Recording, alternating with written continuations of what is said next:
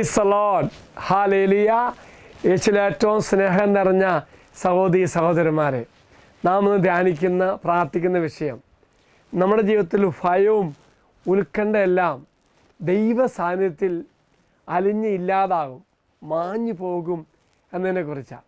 ഏറ്റവും ഉദാഹരണം നമ്മൾ കാണുന്നത് യേശുവിൻ്റെ മരണത്തിലും ശവസംസ്കാരത്തിലും ഉണ്ടായിരുന്ന രണ്ട് പ്രധാനപ്പെട്ട വ്യക്തികളായിരുന്നു മഗ്ദലന മറിയവും മറ്റേ മറിയവും. ആദ്യം മുതൽ അവസാനം വരെ ഈ രണ്ടുപേരുണ്ടായിരുന്നു. ഈ ബന്ധം ഇതെന്തുകൊണ്ടാണെന്ന് ചിന്തിക്കുമ്പോൾ ആഴമായ ഒരു സ്നേഹം ഈ രണ്ട് സഹോദരിമാർക്കുണ്ടായിരുന്നു. പ്രിയമുള്ളവരെ, അതുകൊണ്ടാണ് യേശു ആദ്യമായിട്ട് പ്രത്യക്ഷപ്പെട്ട് ഈ മക്കൾക്കാ, ഈ സഹോദരിമാർക്കാ. ഓർക്കുക, ദൈവം തന്നോടൊപ്പം നിലനിൽക്കുന്നവരോട് കരുണ കാണിക്കുന്നു. ദൈവത്തെ സ്നേഹിക്കുകയും അവൻ്റെ കൽപ്പനകൾ പാലിക്കുകയും ചെയ്യുന്നവർക്ക് അവൻ്റെ വിശ്വസ്തയും കരുണയും ഉറപ്പു നൽകും. അതാണ് വിലാപങ്ങളുടെ പുസ്തകം 3-ാം അധ്യായം 22-21 വാക്യങ്ങളാണ് വായിക്കുന്നത്.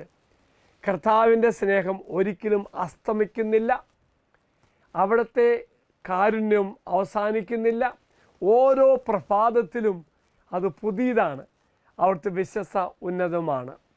പ്രിയമുള്ളവരെ, ഇങ്ങനെ ചേർന്ന് സ്നേഹിച്ച രണ്ട് സഹോദരിമാർക്ക് ദൂതൻ മുഖേന വാഗ്ദാനം ചെയ്തു.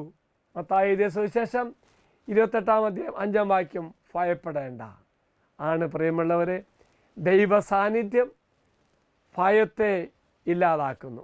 Praise the Lord.